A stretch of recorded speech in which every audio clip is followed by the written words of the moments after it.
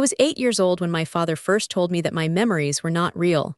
We were in his study, a room that smelled of leather and pipe tobacco, and the particular disinfectant he used to clean his instruments. I had just told him, haltingly, tearfully, with the vocabulary of a child who knows something is wrong but lacks the words to name it, that I remembered him touching me. In places he shouldn't. In ways that felt like breaking. "Rowan," he said, and his voice was gentle, the same voice he used with patience, the voice that made people trust him with their deepest fears. "What you're describing is a fantasy. A common one, actually. Children your age often confuse dreams with reality, especially when they're anxious or seeking attention." I stared at him. I knew what I'd felt. I knew the weight of his hand, the smell of his breath, the way the light from his desk lamp had cast shadows that looked like reaching fingers. But I was 8, and he was my father, and he was also Dr. Alistair Blackwood, the psychiatrist who testified before Congress, who wrote textbooks, who appeared on television explaining that false memory syndrome was an epidemic destroying innocent families. If these memories were real, he continued, opening a file with my name on it, you would show signs of trauma. But look, he pointed to notes I couldn't read. You're doing well in school. You have friends. You sleep through the night. These are not the behaviors of an abused child. I didn't sleep through the night. I had nightmares I couldn't describe, terrors that left me screaming in darkness while he held me and whispered that I was confused, that my overactive imagination was causing me distress, that he would help me process these false memories so they wouldn't hurt me anymore. He helped me process them for 8 years. My name is Rowan Blackwood. I'm 42. I'm a forensic psychiatrist in Philadelphia, which means I evaluate whether people are telling the truth when they say terrible things happen to them. I assess credibility. I distinguish between genuine trauma and fabricated narrative. I am, in the professional estimation of my peers, exceptionally good at my job. I am also exceptionally good at it because I spent 16 years being trained by the man who invented the techniques I now use against him. Alistair Blackwood is a pioneer in the field of recovered memory critique. In the 1980s and 90s, when thousands of women began reporting childhood sexual abuse in therapy, Alistair emerged as their most credible critic. He testified in hundreds of cases, always for the defense, always arguing that the memories were confabulations, products of suggestive therapy, cultural hysteria. He was persuasive because he was sincere, or appeared to be, because he was scientific, or appeared to be, because he was a father himself who understood the devastation of false accusations, or appeared to. What no one knew was that Alistair wasn't just defending accused abusers. He was protecting himself, and he was using me as his laboratory. The abuse started when I was 8. The treatment started when I was 8.5. Alistair didn't send me to another therapist. That would have been a conflict of interest, he said. And besides, he was the expert. He treated me himself, in his home office, twice weekly, documenting my progress in files that I would later discover were works of fiction more elaborate than anything I could have invented. He taught me to doubt myself. To question every feeling, every impression, every bodily sensation that didn't align with his narrative. He recorded our sessions. I know now that he edited them selectively, keeping the parts where I was confused or contradicted myself, discarding the parts where I was clear and consistent. He showed me these recordings, played them back, pointed out my instability, my suggestibility, my borderline traits that made me prone to fantasy and manipulation. By 12, I believed him. By 14, I was diagnosing myself with the terms he taught me. By 16, when the abuse finally stopped, not because he grew a conscience, but because I aged out of his preference, I was a fully formed psychiatric case, borderline personality disorder, histrionic traits, confabulatory tendencies, false memory syndrome. I was the girl who cried wolf, who invented trauma for attention, who destroyed her own family with lies. I believed this until I was 35. 17 years of believing that my own body was a liar, that my own mind was a factory of falsehoods, that the most important skill I could develop was the ability to doubt myself completely. Then I met Sarah Chen. Sarah was 40, a software engineer, reporting childhood sexual abuse by her father for the first time in therapy.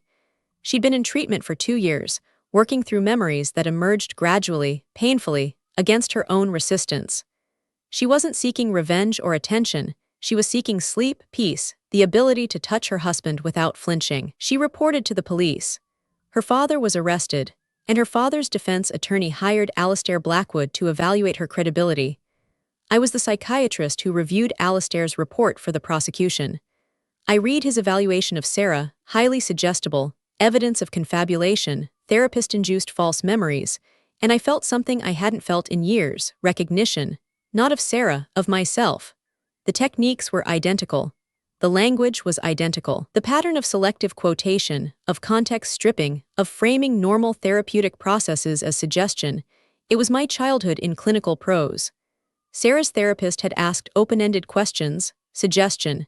Sarah had read books about childhood trauma, contamination. Sarah had improved in therapy after recovering memories, proof that the memories were fabricated for secondary gain. I called Sarah's therapist.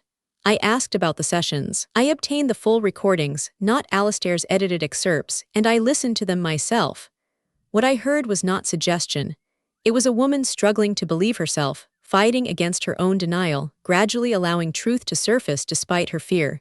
It was the opposite of what Alistair described. It was also, I realized, what my own therapy might have sounded like, if anyone had ever recorded it honestly. I went deeper. I accessed Alistair's other cases. I had professional connections, research databases, the kind of access that comes from being his daughter and his colleague. I found patterns. Dozens of cases where he'd testified for accused abusers, always using the same techniques, always finding the same diagnoses, always destroying the credibility of women who reported crimes against powerful men. I found financial records, payments from defense attorneys, from accused abusers, from foundations dedicated to protecting the falsely accused. I found a network, other psychiatrists, other experts, other specialists who traded referrals, shared strategies, built careers on the demolition of victims' voices. And I found the girls. Not in official records, Alistair was careful, meticulous, a professional paranoid who covered his tracks with the same precision he used to destroy others. But in whispers, in rumors, in the memories of nurses who'd worked in his private clinics, in the complaints that had been filed and dismissed, settled and sealed, girls who'd been his patients, girls who'd been his research subjects, girls who'd tried to speak and been diagnosed into silence. I was one of them, I just hadn't known there were others. I spent 7 years preparing, not for revenge, for justice, for the kind of justice that doesn't depend on a legal system that Alistair had learned to manipulate, a system that believed his credentials over victims' testimony, his publications over their pain. I continued to work as a forensic psychiatrist. I built my reputation, my network, my credibility, the same currency Alistair traded in, but earned differently. I specialized in evaluating abuse allegations, but I approached them differently than my peers. I looked for the patterns of genuine trauma, not just the absence of suggestibility. I considered context, history, the complexity of memory rather than its supposed fallibility. I became known as the psychiatrist who believed women, a label that was meant to discredit me but which I embraced, because belief was the starting point, not the conclusion. I also worked with victims. Quietly, carefully, through referrals and colleagues, and the kind of professional discretion that Alistair had used to hide his crimes. I helped women rebuild testimonies that Alistair had destroyed, finding corroborating evidence he'd dismissed, documenting consistencies he'd ignored. I couldn't undo the damage he'd done in courtrooms. Those cases were closed, verdicts rendered, justice denied. But I could help some women find civil remedies, media attention, personal closure. I could help them be heard finally, even if the legal system wouldn't listen. And I became Alistair's heir apparent. The daughter who continued his work, who spoke at his conferences, who co-authored papers with him on the importance of objective evaluation in abuse allegations. I played the role perfectly, the dutiful daughter, the professional successor, the woman who had overcome her own difficulties to become a respected expert in her field. He was proud of me. He told me so, regularly, with the same satisfaction he'd shown when I finally stopped reporting abuse and started reporting progress. I smiled and thanked him and kept recording. The American Academy of Forensic Psychiatry invited Alistair to deliver the keynote at their annual convention. The topic they suggested, or rather, that I suggested through back channels, colleagues, the kind of influence that accumulates over years of professional networking, was the false memory epidemic, protecting justice from therapeutic suggestion. It was to be the culmination of his career, a retrospective of his work, a defense of his legacy against the politicization of psychiatry. I was the convention's program chair. I had been for 2 years, building toward this. I spent the months before the convention working with a documentary filmmaker, a woman named Maya who'd spent her career covering institutional abuse, who understood the need for discretion, for evidence, for the careful construction of a narrative that couldn't be dismissed. We recorded testimonies, not just from Alistair's victims, but from the women whose court cases he'd destroyed, whose credibility he'd dismantled, whose abusers he'd helped walk free. We found corroborating evidence, medical records, witness statements, patterns of behavior that Alistair's evaluations had explained away. And we found the recordings. My recordings.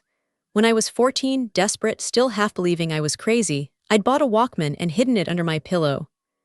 I'd recorded Alistair's goodnight visits, the abuse, yes, but also the conversations afterward, where he explained what was happening, why it was necessary, how no one would believe me because I'd been diagnosed as a confabulator. I'd kept the tapes hidden for 28 years, moving them from apartment to apartment, city to city, never listening to them, never destroying them, never quite knowing why I kept them. I knew now they were evidence. They were proof. They were my voice, preserved against his erasure. The convention was in Philadelphia, at the hotel where I'd once attended my first professional conference, where Alistair had introduced me as my daughter who overcame so much to be here. I remembered that introduction, the pride in his voice, the way the audience had applauded my resilience. I remembered wanting to scream. Alistair's keynote was on Saturday morning. The ballroom held 800 psychiatrists, attorneys, judges, the professional ecosystem that had sustained his career for 4 decades. He spoke for an hour, eloquent, persuasive, the same performance I'd watched my entire life. He showed clips of therapy sessions where suggestible patients recovered memories under leading questions. He presented data, cherry-picked, distorted, but presented with scientific authority, showing the epidemic of false accusations.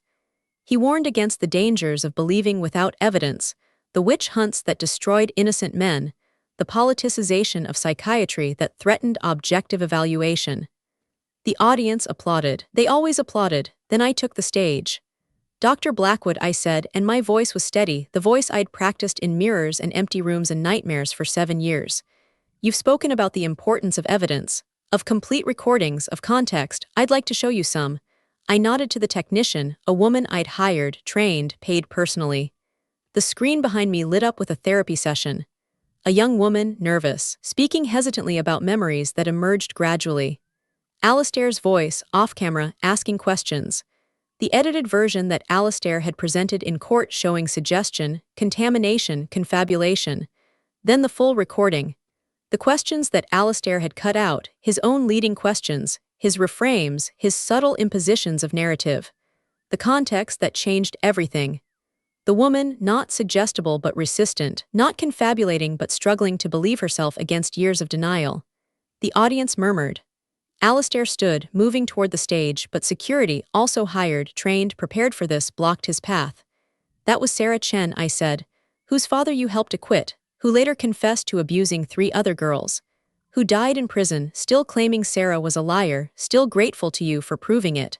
I clicked to the next video. Another evaluation. Another full recording.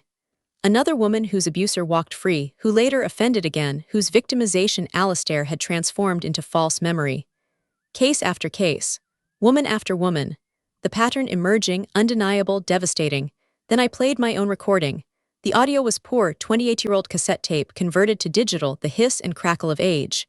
But the voices were clear. Mine, young, frightened, saying, "I remember." Alistair's, calm, authoritative, saying, "You remember what I tell you to remember. You know you have false memories, Rowan. We've discussed your diagnosis. I felt you felt anxiety. You felt confusion. You felt the normal physical responses of a child with an overactive imagination. What you're describing didn't happen. It couldn't happen. I'm your father, Rowan. I'm a psychiatrist. I would know. You did. I treated you. I helped you understand that your mind creates fictions when you're stressed. This is stress. Rowan, this is your borderline personality, your histrionic need for attention, your confabulatory tendencies. This is not real." The tape continued. "Not just denial, admission, twisted into therapeutic language. I touched you to examine you. Fathers examine their children. Your interpretation is sexual because of your disorder, not because of my actions. If you tell anyone, they'll know you're sick. They'll hospitalize you. They'll medicate you. Is that what you want? I looked at Alistair. He was pale, frozen, the mask finally cracking. For 40 years, he'd spoken for the accused, the powerful, the falsely accused. For 40 years, he'd used science to silence victims. And now, in front of 800 colleagues, his own voice was playing, his own techniques exposed, his own words turned against him. These are my memories, I said quietly. Recorded when I was 14, because even then, some part of me knew I would need proof. Because even then, I didn't fully believe the lie you told me. Because even then, I was trying to save myself. I walked to the edge of the stage, closer to Alistair, close enough to see his eyes, the same eyes I'd looked into as a child, the same eyes that had told me I was crazy, the same eyes that were now, finally, afraid. You taught me to doubt myself, I said. You taught me that memory is fallible, that perception is unreliable, that victims are often liars. You taught me so well that I became you, a forensic psychiatrist, an evaluator of credibility, an expert in distinguishing truth from fiction. And I used everything you taught me to prove that you are a liar, that you are an abuser, that you built a career on destroying the credibility of people who were telling the truth because the truth would have exposed you. The audience was silent. Not shocked, stunned, perhaps, or finally seeing what they'd refused to see. Some were recording, some were crying. Some were looking at Alistair with expressions I'd never seen directed at him before, not respect, not admiration, but recognition. The recognition of a predator in expert's clothing. I don't want your license, I said. I don't want your money.